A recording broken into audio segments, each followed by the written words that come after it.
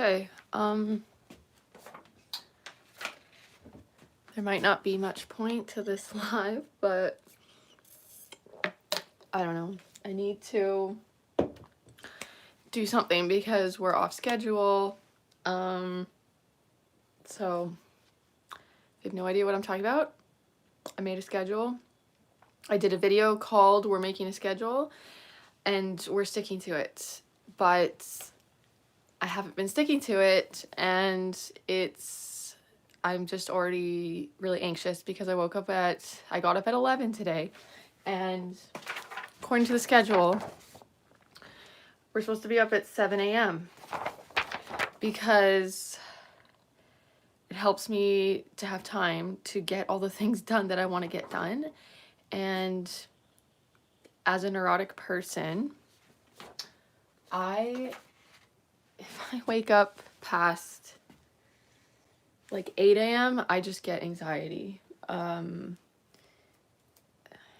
think I know why. Sometimes I don't, but just anxious right now. And yeah, we're trying a bit of a new thing for the lives. Well, I used to do this on TikTok. Hopefully you can see my sign here, Neurotics Anonymous. I used to do this on TikTok. That was probably like almost a year ago, but if you're seeing this as a subscriber on my channel, you know that we've been doing the live streams, but not, I only did like a couple other live streams with the chat on in this format, like with engagement and stuff like that. So I usually just do this to film a video so that I don't have to edit it and stuff because of the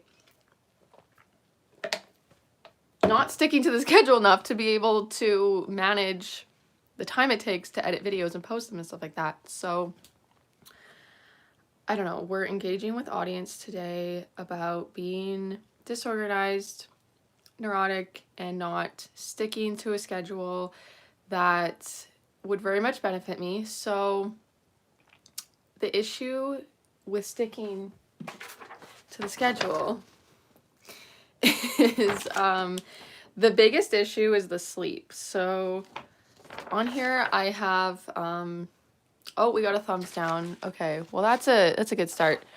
Oh, we got a hello. I usually don't have the comments on, but I'm trying a new thing. Does anyone else have a schedule that they're trying to stick to? Is anyone else anxious every day and they realize when they have a schedule, it makes them a whole lot less anxious? But the struggle is the sleep. The struggle is the getting to bed on time. That's like the biggest issue with sticking to the frickin' schedule.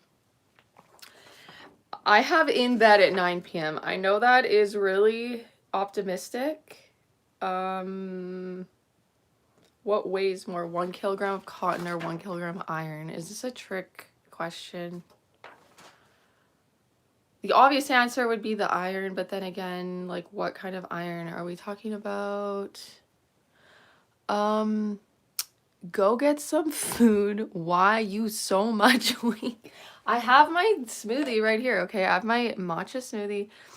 I always have anxiety, don't worry, girl. Yeah, I know,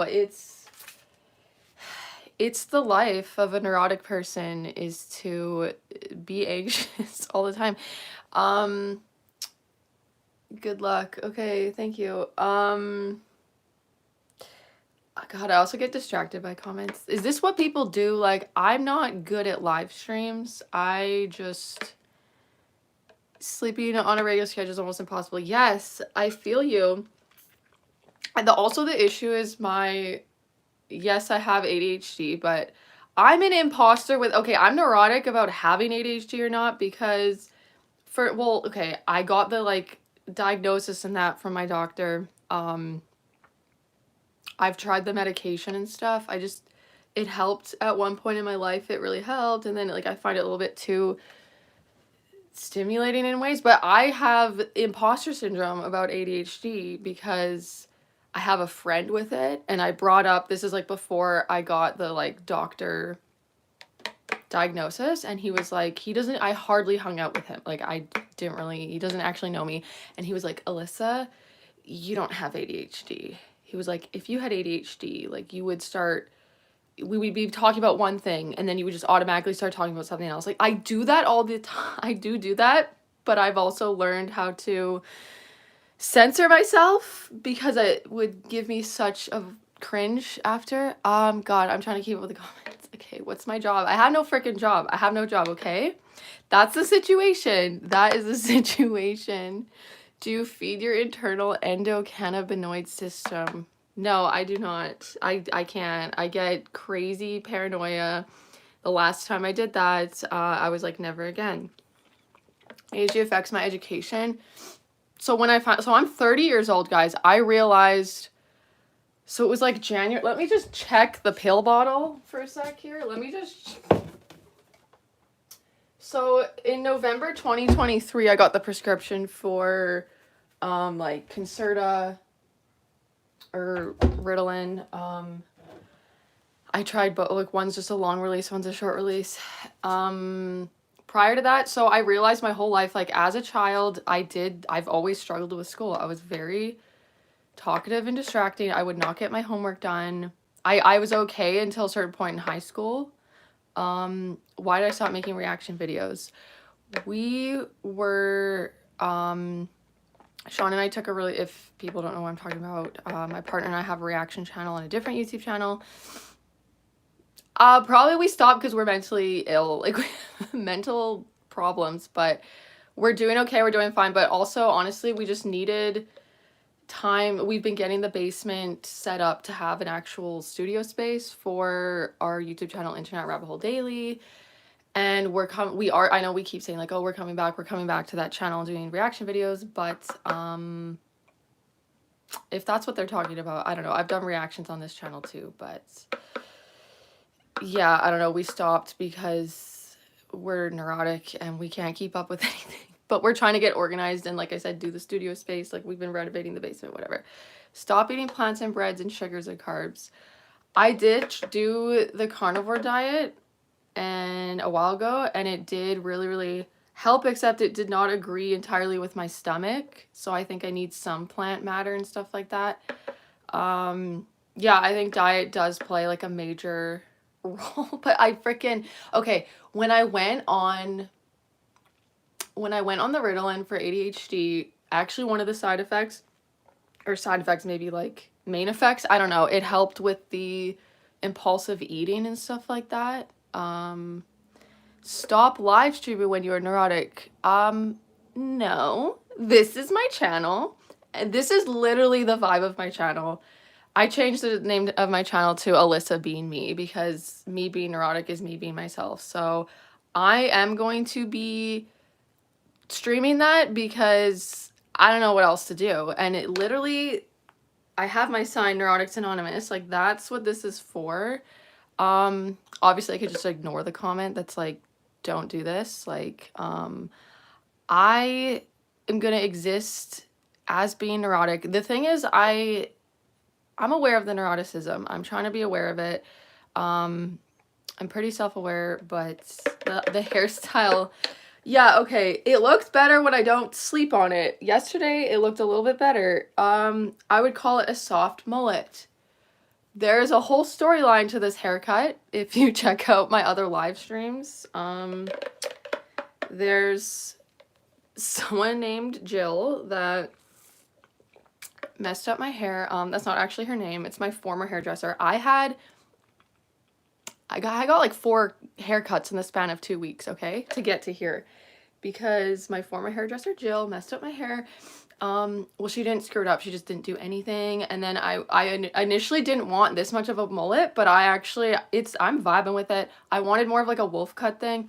And after you get 2 haircuts in 2 days and you spend that much money, you're like, okay, we need something more. Like, I'm not going to get a 3rd haircut and have them do nothing. So I went more in with like the mullet thing going on. So, okay, Buna, I have a boyfriend.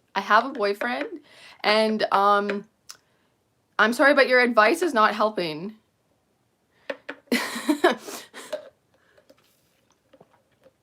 I'm Canadian.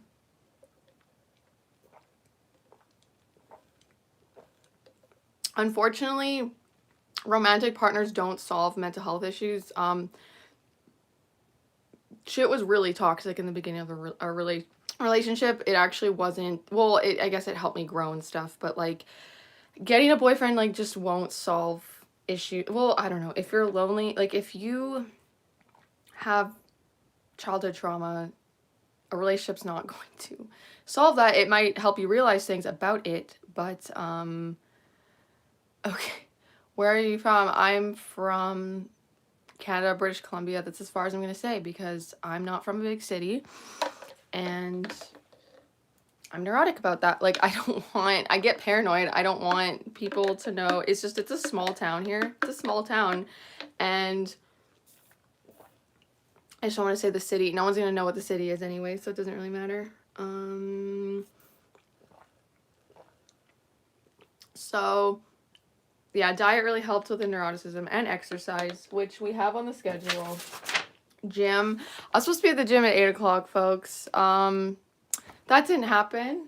That didn't happen. Thank you, Ravi. Okay, what else was I talking about? Okay, we're mainly talking about the schedule, but I don't know, is this what people do? I guess you just like interact with comments. Is this a man? I do like think of myself as when I was younger, I've talked about this before, like I had a certain amount of gender dysphoria. Like I'm just confusing to people. Like I can be masculine presenting and stuff like that. Like, and the haircut's not helping. The haircut's not helping, folks. I literally used to have, I tried to bleach my hair back in the day and I wrecked it. And I had like a full, really short, like boy's haircut or whatever, which is just like reserving certain hairstyles for men and women is just dumb. But at that point, people were confused. Like, I'm sure there were people not knowing what gender I was at that time, but okay. Oh no, don't be sorry. Don't be sorry at all. Yeah, British Columbia, Canada is narrows it down pretty well. I didn't think you were gonna stalk me, but yeah, I just, me with the neuroticism and the paranoia. You like my voice? Okay, well, thank you. I feel like I sound really monotone sometimes, and it's hard sometimes to hear my voice back because it's just like, ugh. Shouting out Gabby. Can you guys see this sign? I don't know on your page if there's like stuff going on at the top of your page, like, and this, it's not backwards, is it? Is the sign backwards? Is the sign backwards? Sorry, I'm not gonna shout out that name. I'm not gonna shout out that username. That's not gonna happen. So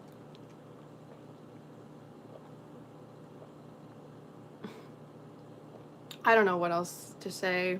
I do need to get to the gym, so I don't know how long this is gonna go on for.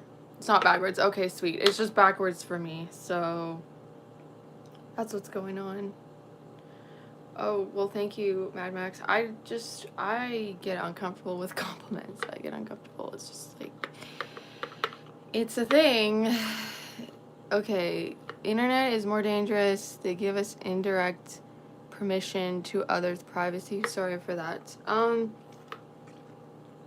Don't be sorry. Yeah, no, it's all good. I'm aware of how much I'm sharing. There's like, it can be really off-putting to people too, to just be really sharing everything. Like, on my channel, I've been sharing the neuroticism, stuff like that. Like it's like, I don't know, it helps me to get out. It's my form of therapy because my last counselor did not go well, so I haven't been in therapy for the last 5 months or so, and but I've actually been doing the best that I've ever been doing without having therapy. I have seen like a bunch of different counselors throughout my life and stuff like that. Okay, the riddles are just too distracting for me, so I'm not gonna be answering the riddle. I don't even think that's addressed to me because it says guys please, so I think they're talking to other people in the chat. Okay. Okay, good night. I think, yeah, we're on opposite time zones here because it's like, I don't know what time it is anymore.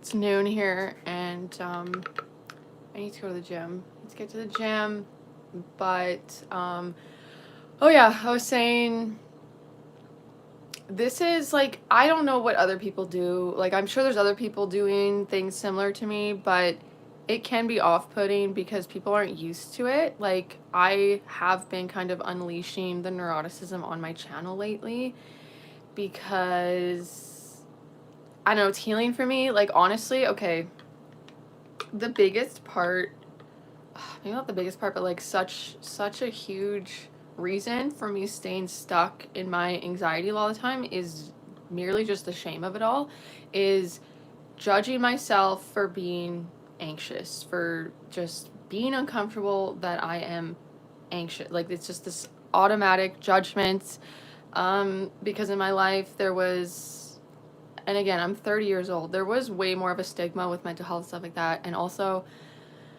across different cultures and generations and the generational trauma of it all. Bye, Gabby. Thank you for joining. It was awesome hanging, and take care. Have a good sleep. Yeah, the stigma of the mental health, stuff like that, like back in my day when I was younger, it was really something to hide more so. It's still just people are not used to me sharing the neurotic thoughts of the ruminations and stuff like that, and me, like, yeah, if it's not helpful, like, just click off. Just if it's stressing out or whatever, just like click off. But like, yeah, what I was doing in my other live streams when I didn't have the chat on is a lot of the time I was just sharing what was like going on, like in real time. I was like ruminating, but I was aware of it and stuff. So, and then I was sharing, you know, okay, this is what my silly rumination was about today. I'm not stable to anyone. Call me characterless.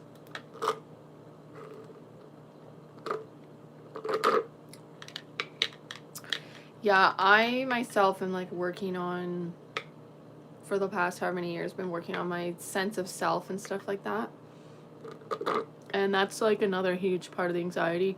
I was just like not having my own sense of my own self. So, pick a car for edit, please. I don't know what that means. Sorry, I don't know where the car is or what's happening. Hello, Hannah. Welcome to the live.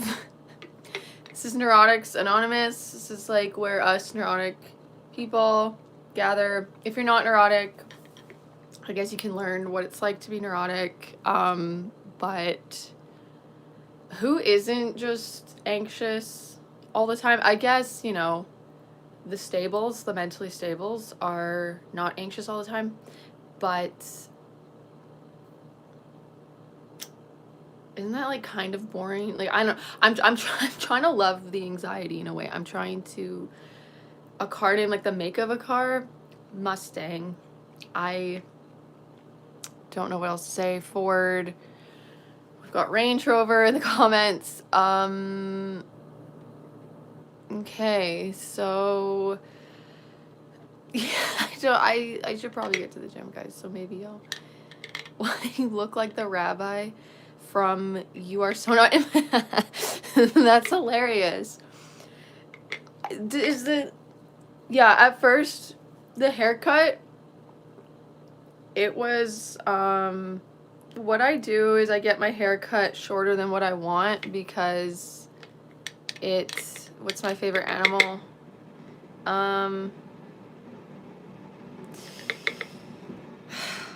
Sorry, that question stresses me out. There's like, it doesn't actually stress, like it's not a bad stress, but there's too many animals to choose from. There's too many, like this is the thing that was happening. This is what the schedule was helping with, was the decision fatigue that I get on a daily freaking basis with everything. Okay, the other day I went to a movie And do you know the stress I had just picking what movie seat? Because you get the movie tickets online and stuff, and you have to like pre-pick where you're gonna sit in the theater. And I had actual stress. I had actual stress about this and was asking my partner for help. Like, I was like desperate. I'm like, I don't know, should I sit at the very back of the theater? Should we sit at the very, very back? Or should we sit like second row, like the very, very back of the theater? It's like a half row, it's not a full row. Or like, I was worried about that the lights in the back of the theater, like if you sit in the very back, it's kind of the best spot. But then again, it's like near the lights to see, like to go out of the theater. There are some lights that stay on the very, very back of the theater. And I'm like stressing, like it's ridiculous. It's ridiculous. I'm stressing about that, like it's gonna ruin the movie, but I don't know. And then honestly, what happened during this movie, hello Mason, but I think you should probably keep that amount of money. I don't know why I would deserve that, and I just, okay. Okay, during this movie, so then my partner Sean was like, oh, you know, the back, I don't know, I went with like the second farthest from the back row. And then during the movie, thank God, this shit sorted itself out, because I was having a bit of a spaz internally, because there was a light blinking at the front of the theater when the movie fully started. It was all black, but there was a light that kept blinking on. And that is part of ADHD, but all these things aren't reserved to just ADHD. Like, it's just a thing in general. I don't know, but when I did find about the ADHD, like there are so many different sensory things that I deal with that are just really such an annoyance. K Mason, yeah, obviously. There are such sensory things that are an annoyance. Lights, for one. I can't handle bright lights a lot of the time, or especially at nighttime and stuff like that. And especially when I'm trying to watch a movie and there's a freaking light blinking like on the left side of the theater when I'm trying to, so, but thank God that thing shut off, but it was gonna ruin the whole movie for me. I was gonna let it ruin the whole freaking film. Like, it wasn't that noticeable, but it's like those types of things. Like, does anyone else have that where you can't have a ticking clock because you can hear the slightest sound of the ticking of the clock, and it's just so loud in your brain? Like, I guess, yeah, I have been learning a lot about the ADHD because it is something I have, and it's like you cannot tune out what needs to be tuned out, and you cannot tune into what needs to be tuned into sometimes. Someone I like listening to that talks about it is Mel Robbins. So she was like way into her adulthood when she figured out she had ADHD or whatever. And the way she describes it helped me, really understand. She was saying something about like, is it dopamine is the conductor? I don't know if it's maybe it's not chemicals like the conductor, but she just explained it as a non-ADHD brain has a conductor, as if it's like an orchestra in your head of things to do, I guess, and like the conductor can control, like, okay, we need more violins, we need to boost the sound of the violins, we need to tone down the sound of the trombones, and we need like, it points to different things. And so people with ADHD, I guess, don't have as much of a conductor. It's just like kind of everything at once, or for me, like, I feel like for me it's like everything at once, or just one thing only and nothing else is getting in. And then it's really annoying. It's really annoying to, like, when I finally get into an activity, I can't manage two things at once. Like, I don't know, do people think ADHD is multitasking?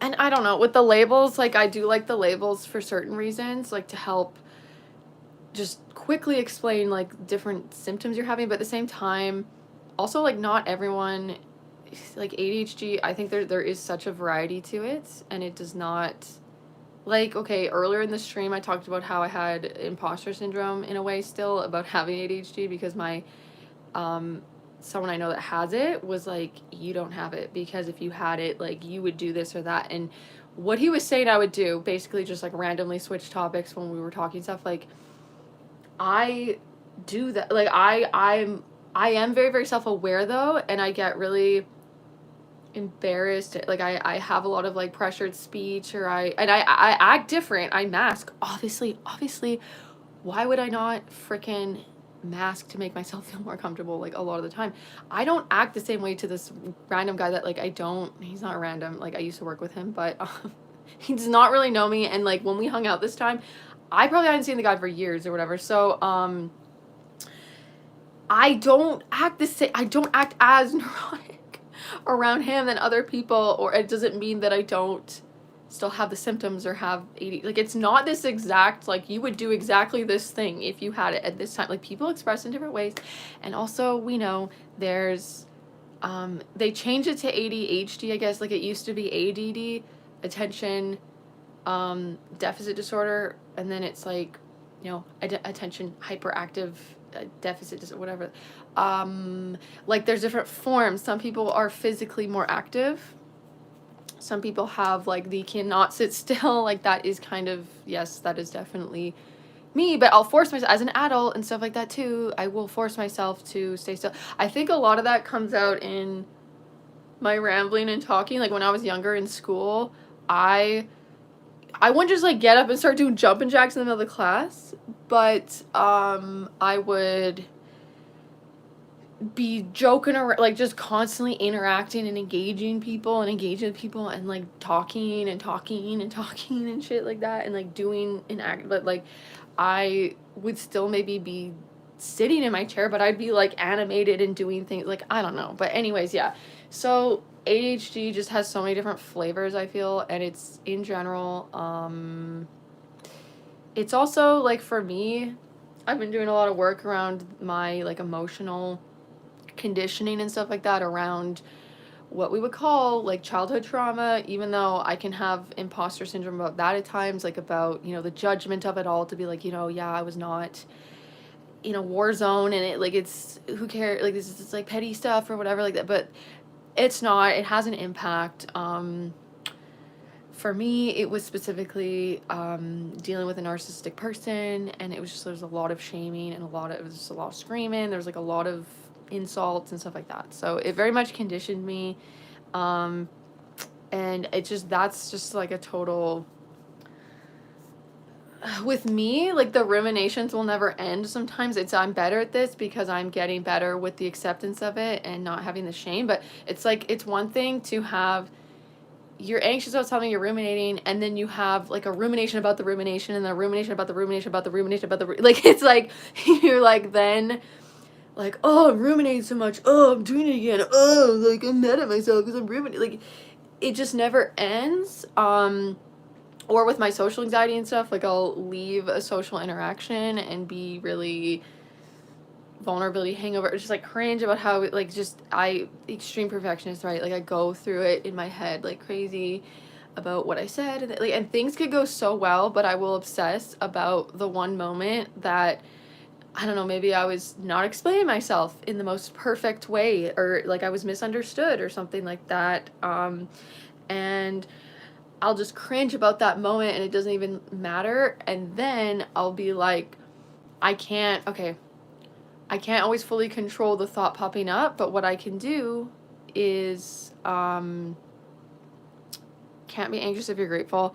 I think I disagree with that. I don't think just because you're grateful that you physically cannot be anxious. Like, that just makes you not anxious anymore.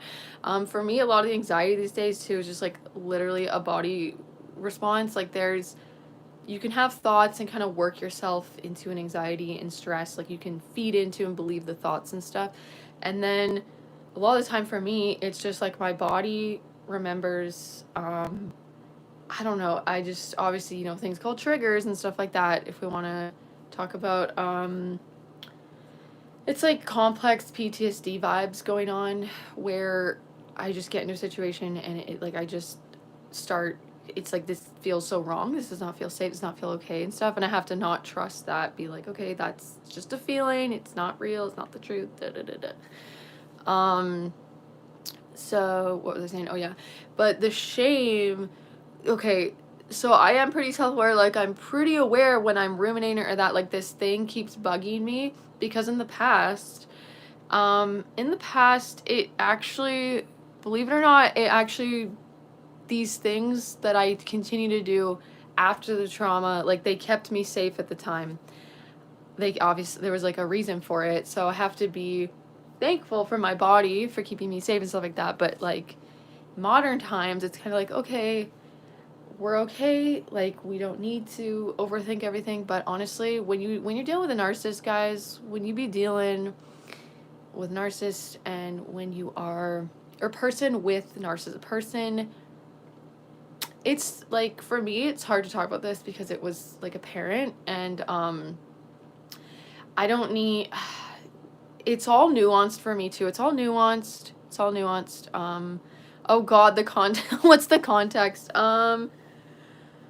This is Neurotics Anonymous. This is just like for neurotic people like myself to, or non-neurotic people to learn about neurotic people. Like, I don't know. This is just me talking about okay, to sum it up, how do I don't know. I'm neurotic. I go on tangents. I don't know how to sum things up, but right now I'm just like talking about this, like why I do this or why I share. I will talk about my ruminations and stuff on my channel. The biggest thing is like the shame, like getting over the shame of it. Neuroticism is basically like, in my, because I'm not an expert on anything, whatever. I use neuroticism because kind of an umbrella term. Like for me, I'm anxious a lot of the time. I'm really anxious. What I was just on a tangent about was like dealing with a narcissistic type of person. But when I say that, it's just like hard to even talk about because it's like nuanced. Like narcissism, in my opinion, can just be like generational trauma. It's like these narcissistic like interaction styles, like the guilt tripping and the manipulating and the this, and the people that do it like aren't even aware they're doing it a lot of the time. But neuroticism encompasses, I think, like people just prone to anxiety, depression, like mental illness, mental health stuff. So that is what neuroticism basically is. So for me, it's like, I just never felt like I fit in. I don't know, I'm doing this to just like, I just sound so cliche and like cringe, like spread awareness about the neuroticism, about mental health. Like, okay, the thing though that I realized that can't label yourself as something because you're gonna become it. What if I already am though? Like, how do I become, like, the neurotic has already became, like, has already been for so long. But yeah, I get like not really identifying with the identity of being neurotic and stuff like that. For me to fully let it go is to not make it such a big deal and to like talk about and just be like, yeah, oh, I'm anxious all the time. Like I was so ashamed to even admit that I had social anxiety or that I was anxious. Like I would like, it was bad. Like I would mentally punish myself. I would honestly, in other ways, like trigger warning, like physically punish myself for being socially anxious and awkward and stuff. Like I really hid because I felt so not normal and ick. And the oh yeah, we talked about the schedule. Oh yeah, sorry. So the title of the video too, the context here is, this is the schedule. What we started was with like I did a video on my channel recently called "We're Making a Schedule and We're Sticking to It." I started doing only 2 videos, but I started doing like videos like, we're doing this together, like we're getting fit or we're making a schedule, stuff like that. So anyways, I've been doing that style of video, and the last one was about like we're making a schedule and we're sticking to it. But I have not been sticking to it because I'm gonna stick to it. It's just, it's gonna take a while. Like I'm going to have to ease myself into the 7 a.m. wake up every single day. The main issue is getting to bed, is the sleep, is part of it being on a different schedule than my partner, who is more of a night owl. Part of it being that the cat pissed on my mattress because I have my own bedroom, because I am a very light sleeper. And I did talk about being very sensitive to sensory things, or like lights and sounds and this and that. And so like it makes me such a light sleeper. I really struggle with the sleep. So I have my own bedroom separate from my romantic partner, where I can put my earplugs in, where I can have my door closed, where like he's up late. Like I want to be in bed by 9, folks. I want to be in bed by 9. And so, where were we? I'm gonna blank here. Oh, the cat pissed on my mattress. So part of the this is a general daily schedule, but I was not able to manage. There's so many things to manage, right? Like chores. There's a few chores in here. Well, dishes, that's it. There's so much stuff to just like get. Okay, I just haven't gotten a new freaking mattress, and that is the biggest problem, is because I've been sharing a bed with my partner now that I normally have my own room, right? And like I'm such a light sleeper, I just don't sleep well. So for so many days now, I've been doing that, and then every day I like wake up, I'm like off schedule, and I need to just make myself. I know, thank you, El Gringo. I know, we're doing fine. This is just me sharing. I know what to do. This is the thing too. It's ridiculous. Like I know what to do. Like maybe there's no point. It's like I know what to do, but I guess I'm just like, this is just like a day in the life, a day in the life of like earlobe. Is that, are you actually like, I don't know, it's okay. The mattress would solve my sleep issues by getting a new mattress. So today I was gonna do that, and Sean, my partner Sean, was supposed to come with me because it's kind of a big heavy box. Like I have a system though with things. Like I do not like dealing with the freaking annoying Costco people. Like it's really busy. Even we went, okay, guys, the cat also pissed on the couch, and so we had a pissy cat couch for so long, and it just took so long to like finally kind of replace it. And Costco is just, do they have a Costco in the States or where you guys are? I don't know.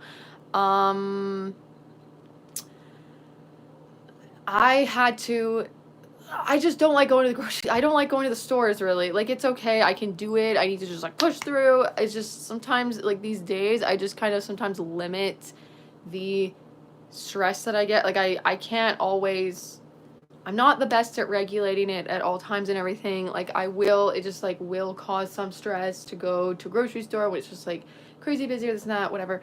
But, to get these things done, I just like have a plan. It's like I want to go early in the morning when it's not busy, or I want to go at this time. Like if I'm not alone, I feel more comfortable to go later in the day. But then my sleep was like so sucky and messed up that then I was like getting really, really tired, and just like the thought of going and driving there, like I was just like, oh, I can't. And then every day happens that we don't have a replacement mattress. But I don't know if the couch tangent was even worth it. Like I was going to talk about that. Like I don't like phone calls. Like guys, the big part of my anxiety too, excuse me. Hello Vanessa, welcome to the hangout, like with the fellow anxious neurotic people. The content is about the neuroticism. It's about the schedule to help with the anxious feelings and neuroticism, but the struggle to stick to the schedule. And then it's also just about all other things, anxiety, childhood trauma, like working through it, like resolving it.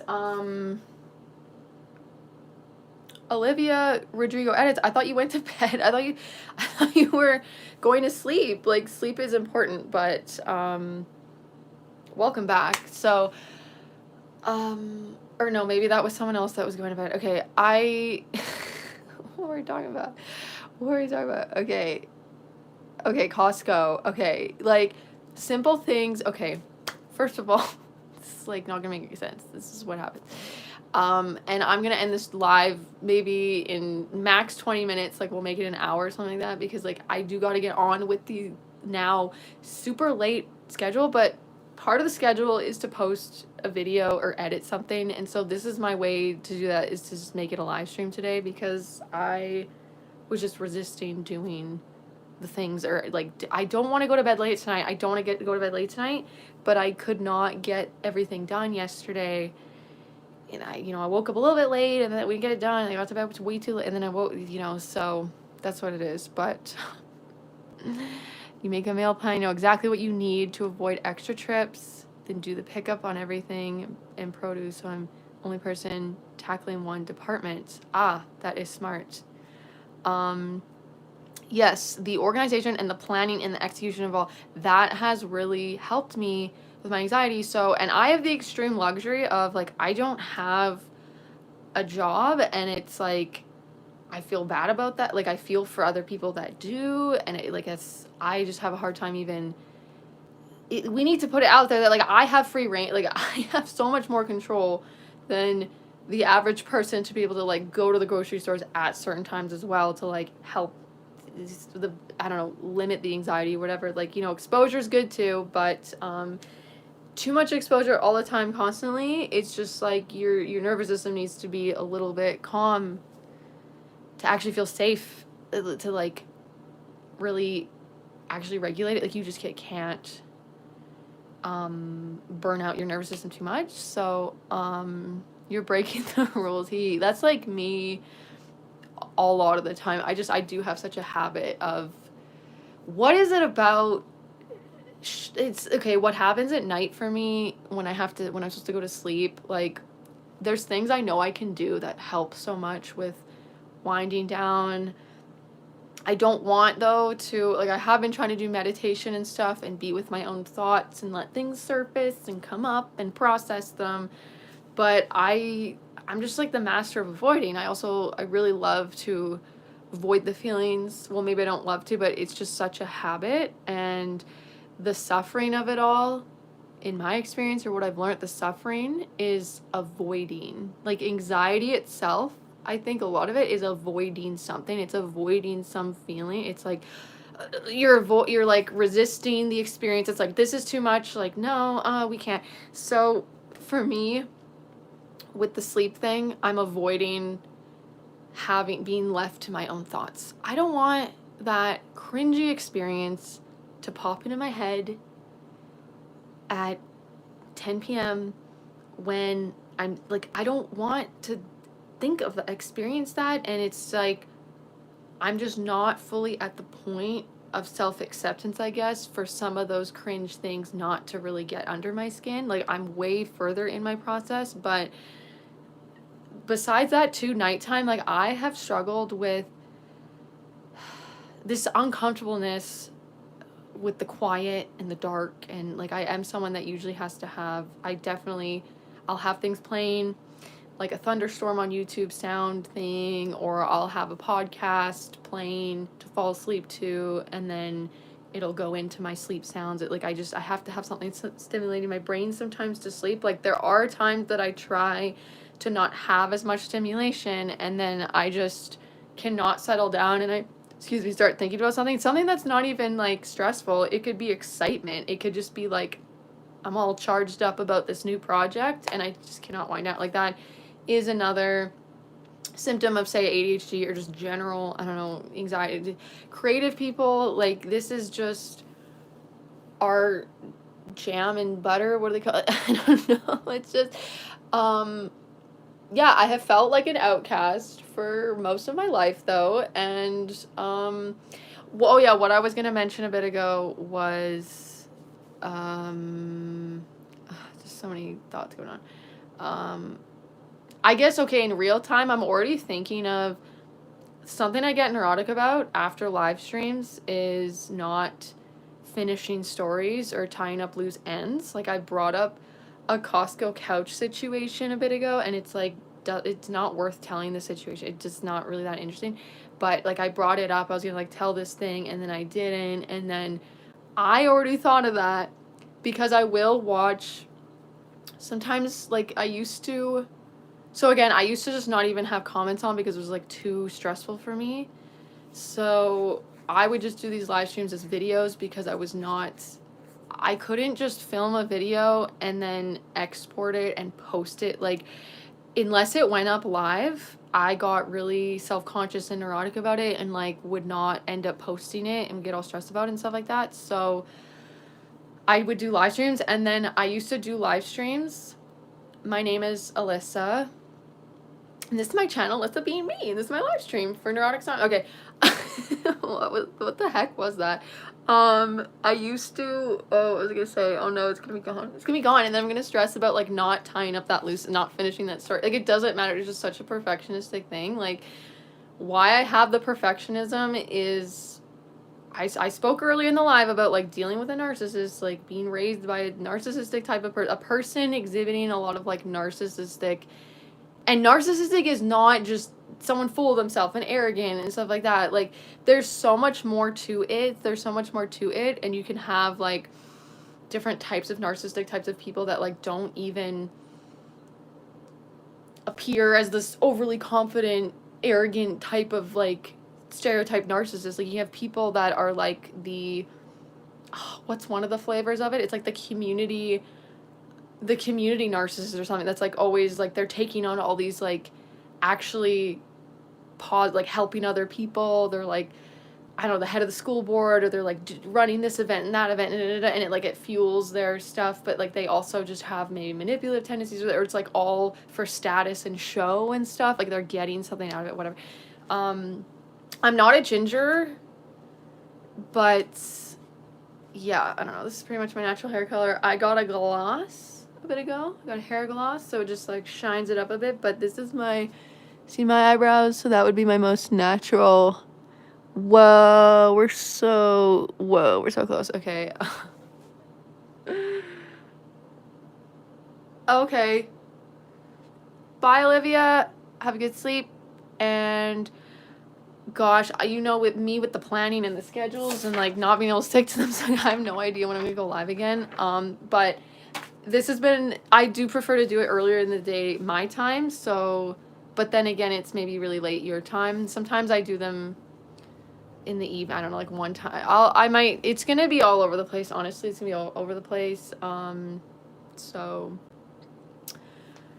yeah, I don't know. I'm sorry, I cannot give you more of an organized thing. Maybe in the future I will try and do, like, it would be fun to do, like, one weekly scheduled live. I think I scheduled a live one time on this channel. Every other time it's just been, like, random, right?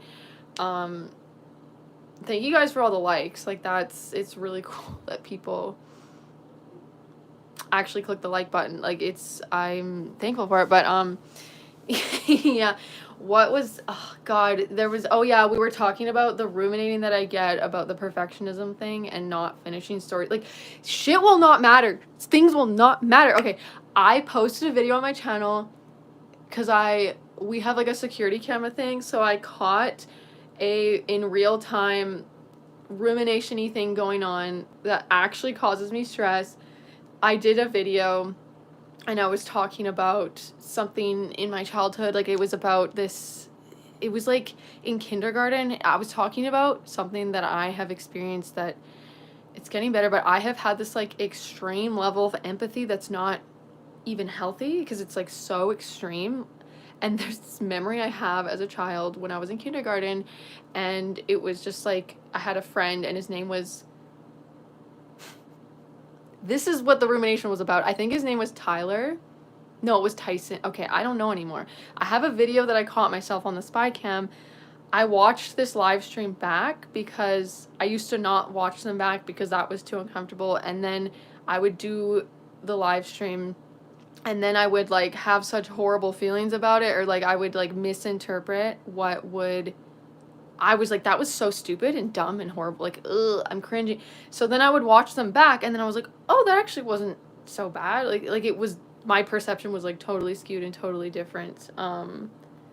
When did I got a new haircut. I got, like, 4 haircuts, guys. Like, if you want to see the saga of the hair, it's on previous live streams. It starts with, I hate my haircut. You'll come to learn about a character, Jill, who was my former hairdresser, that time to time I do still ruminate about feeling screwed over by she ghosted me. Jill ghosted me. I do like it. It's grown out a little bit because I got it way shorter than what I wanted.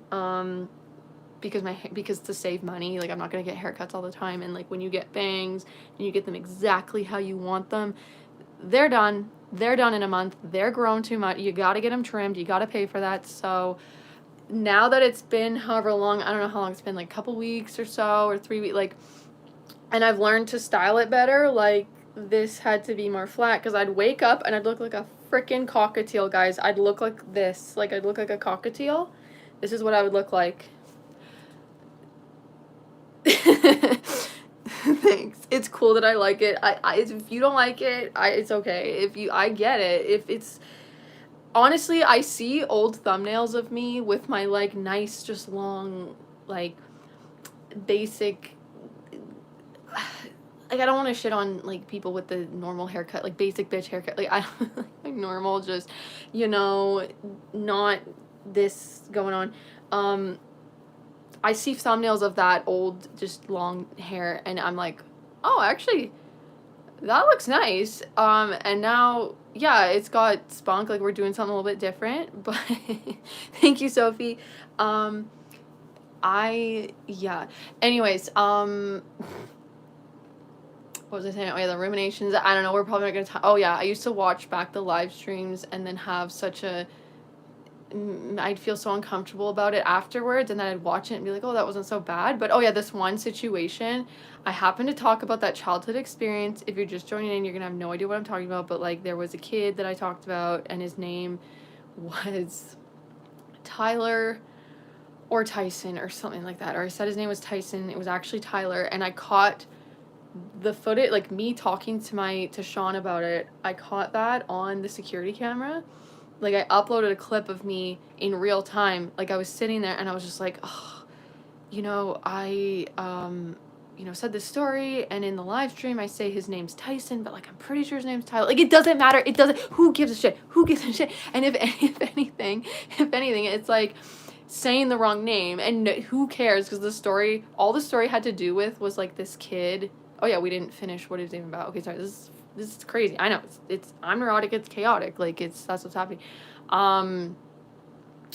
This extreme level of empathy I used to have, like, this kid, Tyler, or whatever, I was in kindergarten, he asked me to hang out after school one day, and I just didn't want to, and I have such a guilt complex, like, I'll feel bad, like, I'm such a people pleaser, I'm getting way better at it, but I'm such a people pleaser, and I said no, or I just, like, rejected the invitation to go over to his house and hang out, and this kid, his face, like, it's been, since I've talked about it now, it's, like, not, I think I've processed, like, I think I carried that for, 25 years, folks. Maybe I carried that for, like, I don't know, I had such a hard time saying no to people's plans from, like, maybe that experience. Like, he was crying, and he was just, like,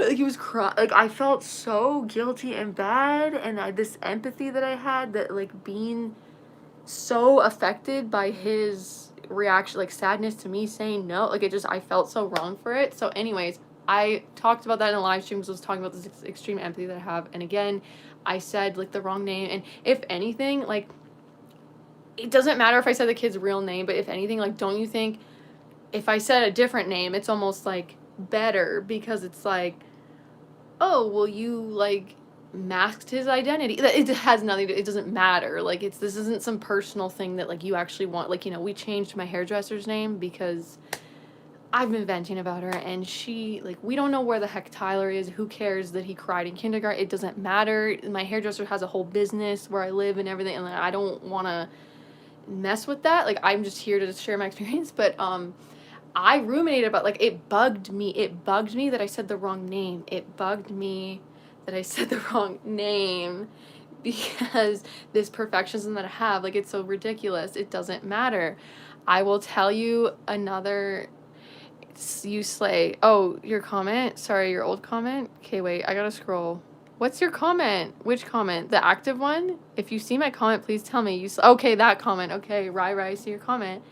I like the cowboy emoji. Okay, guys, this is a fun one. Do you know the song, is it called Cheap Thrills? It's, oh, what's his name? What's the guy that sings the song? Oh, Pharrell. Okay, I believe it's Pharrell Williams. It's Katy Perry. And it's like, no, no, no, no, cheap thrills.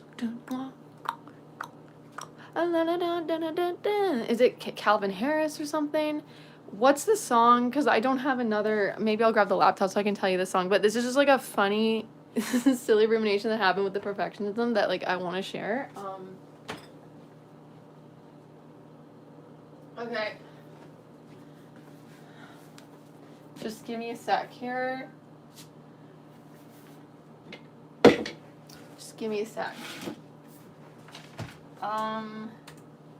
Oh no, yeah, I can't play it because of copyright. Wish I could. Maybe I could just play like the shortest snippet ever. Is it called? Oh no, my battery is 3%, guys. This isn't gonna work. Oh, no, Cheap Thrills is Sia. Oh my god, I need to know. Feels. Okay, it's just called Feels. Feels? I'll maybe try to, Okay, wait. I gotta just keep pausing it. Okay, sorry, we gotta skip ahead. Okay, wait. Okay, that song. Okay, wait, and then Katy Perry. Ah! I'm trying to find the Katy Perry part.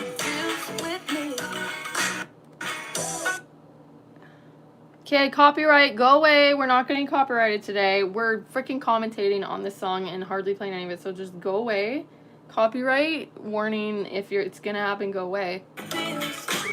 Sorry, this is integral to the story. Okay. Anyway, sorry, the Katy Perry part, okay. This song came out one summer, and it was very popular. It's very catchy. I recently added it to my morning pump-up playlist that's part of the morning routine that gets me in a good mood for once, listening to, like, positive, happy songs and stuff like that. Anyways, this song came out I don't know how many years ago, and it was really popular one summer, and I was working at a liquor store, and, it was playing in the liquor store. I was serving this guy, he was buying beer, whatever the heck he was buying, and he was like, oh, yeah, this is such a good song, hey, or this catchy song, something like that, I think. And I was like, oh yeah, it's Katy Perry, and he was like, no, it's Gwen Stefani. And I was like, oh yeah, no, it sounds like what I was like, I totally thought it was Gwen Stefani. It sounds so like Gwen Stefani, but it's actually Katy Perry. He was like, no, it's not. Like it's Katy, or sorry, he was like, it's Gwen Stefani. It's not, like, and then we left that interaction. And it bugged me. Like, I talked to a counselor about, like, it bugged my brain that he didn't know. Like, I'm sure he found out. I'm like, I hope he Googled. Like, I was right. That was the thing, too. I'm like, he thought I didn't know. He thought, I was like, I totally get you. I was convinced it was Gwen Stefani singing that song. Again, the song I just played, it's like, like,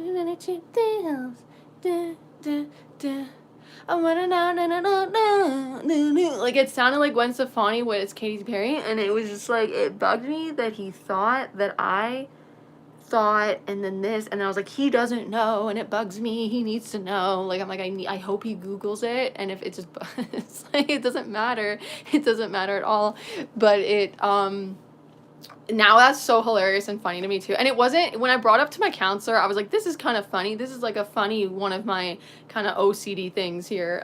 So yeah, it was always just like a silly, lighthearted thing, but like when things don't add up perfectly, it bugs my brain, because this is the thought I was going to finish before, is like the narcissist, like dealing with a narcissistic type of person, and especially someone that like you're living with, and there's like a lot of control with like you getting in trouble or something wrong, or like I was a child and my brain, the ruminating helped me at that point in my life, overthinking everything, because you try to avoid, like, especially angry, temperamental, narcissistic type of people, or maybe not just someone you're on eggshells with. Maybe they're not a full-on exhibiting narcissistic personality disorder or whatever the heck it is.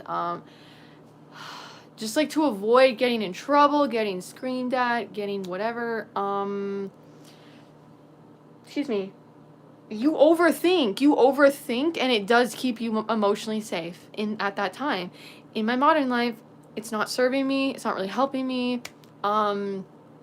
but I'm so conditioned in that way to like find the problem, like let's find the problem. Like humans already, I think we are kind of like or biologically speaking, negative things stand out more to us a lot of the time. Like we more so remember negative experiences, or they have such an imprint or impact on us than like a lot of the positives. We kind of have to train ourselves to like reverse that in a way and stuff like that. But yeah, why I'm giving up the shame of it all too, because what helped me this year, like a bit ago especially, I realized I listened to some content and stuff. There's someone on YouTube that I absolutely love, and his name's David Mackler, and he talks about his own experiences. Like he has his own sort of family experience, like dealing with like a narcissistic type of family system and stuff like that. And he talked about these disorders. He doesn't even like to call them disorders. Fun fact, another thing, like I was diagnosed with borderline personality disorder. I had a bad reaction to some medication, and I ended up in the psych ward, and I was already having some, based on my symptoms at the time, like identity issues and sense of self, and I would like take things out on myself. Like there's different flavors of borderline. Like there's like having pain inflicted on your own self can be very much part of borderline and stuff like that. Like it's not just the just like person that can't that struggles with all relationships or getting along with anyone. Like I have been quite volatile and yelly and angry with my partner, but other than which I'm not proud of. I've talked about it before, whatever, and I've really changed a lot of that. And like we both had our own toxicity we brought to the relationship, but with everyone else, I was like I'm very passive, and there's something called quiet borderline or whatever. But anyways, I was diagnosed with that. They never diagnosed with ADHD at the time or whatever. Like I'd been trying to get help for years and this, and like but I did resonate with a lot of borderline symptoms at the time, especially. There's crossover, I think, between borderline and like complex PTSD. Like I think the main difference, and I'm not an expert by any means, but I think the main difference is like borderline encompasses this like loss, this sense of self stuff, like a lot of that, whereas complex PTSD doesn't as much have, I think, the identity thing. It's kind of like you're sort of like a traumatized person, but you're still kind of that like you don't, I don't know, borderline is like really more like the identity stuff, whatever. But most of the time, like they say, the experts say that borderline doesn't have to have a trauma cause, but like I think it's very correlated and stuff like that. So for me, yeah, I was having a lot of that because of the conditioning from being raised by someone that had a lot of narcissistic qualities and stuff like that. And so going again back to the content that I was listening to, and David Mackler on YouTube, he talked about borderline and different disorders, and he's like, I don't like to even call these things, like, say they're a disorder. It's like a normal reaction to what the person went through, like the connection to the trauma, to the childhood trauma or emotional trauma or whatever other types of trauma, like physical, all the other types or anything. Like that's the missing piece in our society, is like, I don't know what it's like when I was in the system, when I went and used the resources of the hospital or the psych ward or the, like, I had a psychiatrist at one point in my life. It was like there wasn't as much this connection to trauma. Like they don't ask you what's happened. They don't say, have you experienced, and me, luckily, like as a female, there's like certain types of trauma that I'm so freaking lucky and grateful to, like SA and things like that I have never experienced. But nowadays I think about how they should be asking the female, like maybe they think it's going to be too triggering, or it would be like, it's just so important. I like going through some type of a messed up experience, like getting SA'd or something like that. And that's obviously not reserved to females either, so it's way more common. But males, like anyone, they should be asking, not just female, they should be asking everyone about certain types of, maybe, have you experienced these types of things? Like they could get such more of a clear picture of maybe what's going on. The issue that I have is that they just like, maybe it's more different now. Like I kind of am in contact with people that I used to volunteer at the hospital here, like in the psych ward, and I have someone I know that's still doing that type of volunteering stuff, but I haven't gotten a chance to like ask him, and he wouldn't really know exactly. Like it's only he would have to be asking the clients specific things, but it still just sort of seems like there's a disconnect from experience. Like maybe it's not a wig. I'm not Billie. I get that so much. I get the Billie Eilish thing, but like, hey, my nose is so crooked. Like, we are not giving Billie. I don't mind the bump anymore, or I was fine with it, and then it maybe bugged me, and like I like it because I'm half Greek, and it's like shows my ethnicity. But I did soccer as a kid, and I got hit so many times. Like I think that contributed to the crookedness of the nose here. Problem of asking is not everyone wants to talk about it, and that can be more triggering and creates issues for both parties, in my opinion. Yeah, I totally agree with that.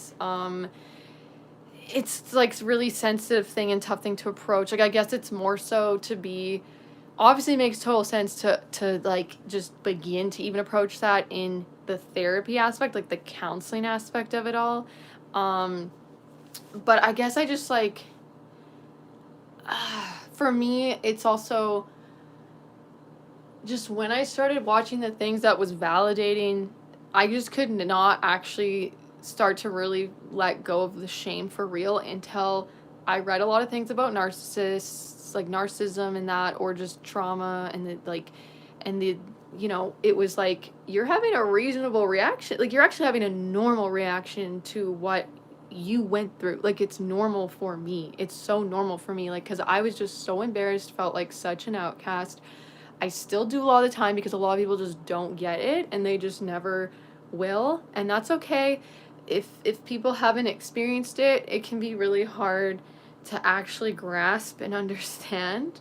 I wanted to do a video called How to Help an Anxious Person. I'm gonna end this live stream soon because I gotta get to the gym, but because I could just go on forever, but how to help an anxious person, like one of the things I was thinking of, I wanted to think of various different ways and stuff like that, is for me what really helps is to get curious about the anxiety. Like obviously when someone, just people don't know how to handle it, and I get it if they don't know what's going on, and even if, excuse me, like I've even done this, like I probably handle it in the wrong way, like with my partner or someone, like just because you are anxious and have anxiety yourself too doesn't even mean that you know how to deal with it or to help another person experiencing it, which was the case for me. Like the person that caused a lot of, I don't know, just stress, anxiety, whatever, the stuff I've been talking about with being raised a certain way and conditioned, like that person, and it's all generational trauma, but that person is a very anxious person as well, or has so much anxiety, dealt with a lot of depression. But when I experienced it, it was kind of like, they didn't have an understanding of it. Was like, what do you have to be anxious about? Like what? Like they had certain reasons or acceptance of theirs in some sort of way. Well, they were also in denial about being anxious. They were anxious like so much, so straight, and it was like, I'm not anxious at all, I'm so calm, and like it was like in denial, because it's also the stigma and the judgment and everything. But this person had mental health issues, but they like really didn't understand it in me because, well, they did not know how to handle it with themselves. Like they really judged themselves for it, I think, or had shame or dismissed it, and they like got angry at me when I was anxious, or just was like, cut it out, like as if I could control it. It's like obviously they couldn't just stop worrying. Like they were such a worrier, but they were telling me just stop and just don't do this, and it's like, it's different. Like obviously I can do things to help myself, but it's like, yeah, I don't know. I guess the man in me just takes the trauma, rubs some dirt on it, and keep walking. Yeah, nobody actually cares, even if they say they do. It seems all for sympathy, nor will anyone know your trauma. Yeah, I get that, and honestly, I have a lot of compassion and empathy for males. Like as a female, like it's so much more widely accepted to have emotions, to be emotional. Males have it freaking hard to express emotions and stuff like that. And like what I'm learning in my relationship, and like I talked to my friend about it too, and it can be quite common, and obviously I don't speak for everyone, so it's just my experience again, and then yeah, take what resonates, whatever, leave the rest. But we find, my very close friend and I, like in our relations, we have such similar sort of issues at times or things we realized where being female too, like I realized, okay, I would think, you know, my partner's intentionally doing something to fuck with me. Like, a lot of us do this and we assume, or it's like obvious to us. We're like, what the heck, you know, why would you do that thing? And I came to realize too that, like, my partner a lot of times he's not actually aware, like, a lot of times he cannot be in touch with his feelings. Like, I can see his jaw clench. I'm like, he's feeling anger. He's angry, and he doesn't think he's angry or knows he's angry. He's just like, no, I'm fine. Like that. And I'm like, okay, is he just being passive aggressive now? And there are times that he has been, but then there's legitimate times that I've came to realize that, like, he actually does not connect that emotion, like, knows that, and I know, and then it's just like, what is he just being like, I'm like, oh my god, he actually does not, you know, isn't in touch with that. But us females, I think we're also more encouraged, it's just more accepted to be and stuff like that. My whole life, every time I show any emotion besides happiness, it's called bitchin'.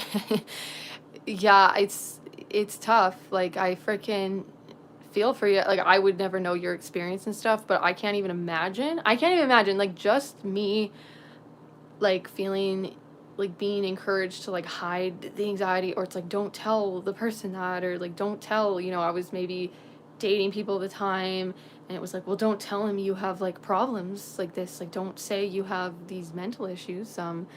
So we shove it down like society taught us, and it seems situationally it goes better to just disconnect. Yeah, so I've watched stuff too on how a lot of females and stuff are like, we want our guys to be vulnerable, we want them to show our emotions, and then they do, and then we I'm gonna be completely honest here, because, yeah, myself included, like, we do get the ick almost at times, I think, or we feel fearful, like, because we're not used to it, I think. And then that's, like, the most, like, if I ever feel that way, I do not express that. Like, I just, and I do like the sharing and the vulnerability and the everything. I guess, like, for me, when I maybe get a bit uncomfortable internally about it, it's like when there really is, like, a full breakdown, like, when I need to, like, really emotionally, like, I'm used to the one, like, being emotional maybe, or crying, and so sometimes it can just be more of a surprise and stuff. And, like, obviously biologically, like, we want guys to, like, it's such gaslighting to be like, we want you guys to be so vulnerable and this and that, and then, and, like, because I've heard a situation, I think, where, like, women want that, and then it's like, it's a turn off, and then they're gone. Like, maybe this is, like, in the early stages of dating or something like that, and then that leaves such an impact on the guy, to where it's like, wow, okay, I opened up, I did that, and then I got rejected, so okay, and it's like, I'm never doing that again, because that did not go well, right? To be a man and cry in front of another man or woman, for God's sake, is one of the most brutally awkward, emasculating things. Watching my dad cry is so weird and painful because he's been taught the same. Aw. It needs to be normalized. Like, it's like, there's a difference between, like, I get the fear too of, it's like, shit needs to get done. We need to get on. We need to, like, if you're in a war, especially, like, you're not going to sit in the trench and cry and get shot at. Like, I get it, but it's like, I was talking to someone that's, like, of the older generation, and I was talking about that I was going to therapy at the time or something, and he was like, oh, I would just be a well of tears, like, it would never stop, like, I couldn't do that to resolve, like, this person had been bullied way back in their childhood, like, they're a boomer now, and they were just like,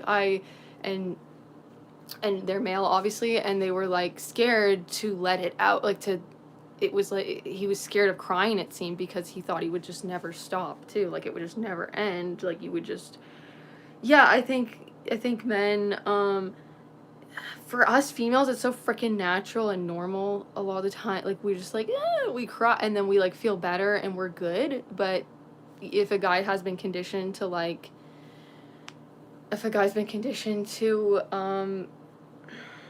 like this is a lot more built up around it, and fear and stuff like that, I would think, obviously. But God, I think it's changing. I think some of it's changing for sure. And even just in, I do love to delve into a lot of different reality TV shows and stuff like that. Like, I find it useful for me. I enjoy analyzing the relationships and situations and stuff, and I feel like it's been shown more, men being emotional, like in those types of spaces at times, and this and that, and but it's definitely still not there yet. But yeah, I don't know, like, yeah, there's a balance to it, obviously. It's just like, how do you guys juggle? Like, how do the men juggle? Aw, thank you. I just appreciate you sharing your thoughts and everything, Burnett T, and experience, and just being here for the show. Like, this is what we do here. Like, I am glad I did this. I got really anxious about doing this. I used to do this on TikTok, but it's been a really long time, so I've been okay.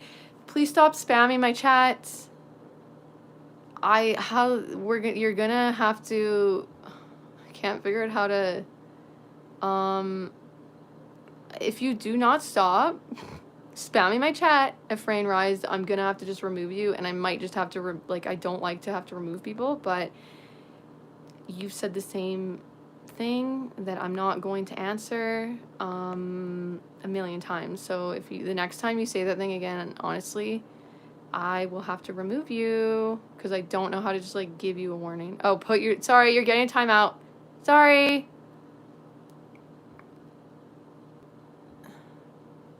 Why won't it let me do the timeout? It won't let me do the timeout. Ugh. Sorry. Okay, I need to get to the gym though, and I know it's going on forever. Thanks everyone for tuning in.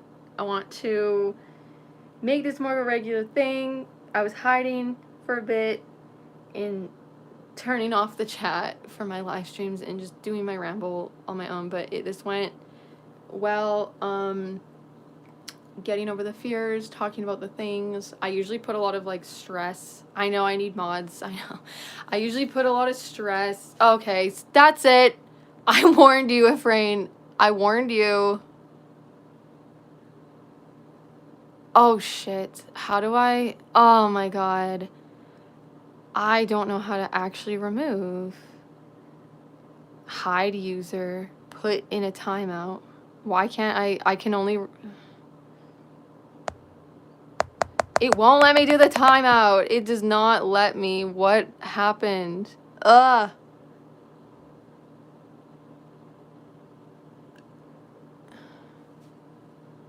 I don't know. I hid the messages. I don't know how to actually kick people out. Like, it will not work.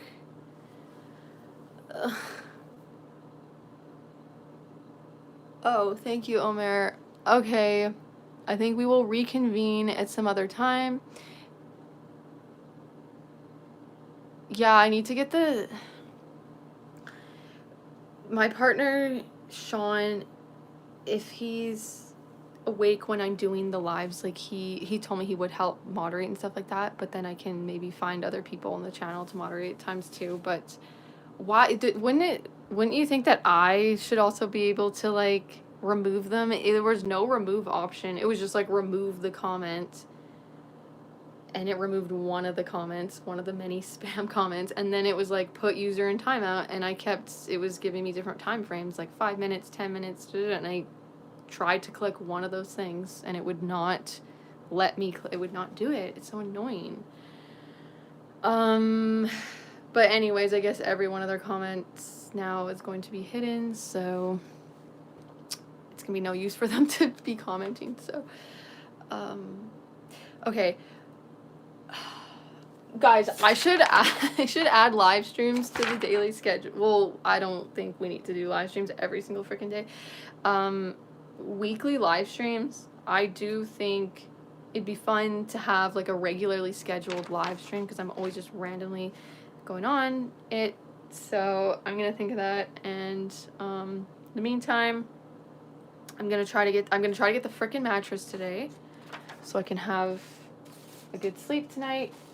My own room, my own bed that's not on a mattress that has cat piss on it. So, thank you everyone for joining, and take care. And yeah, I never know how to end these, but thanks for joining. Bye bye.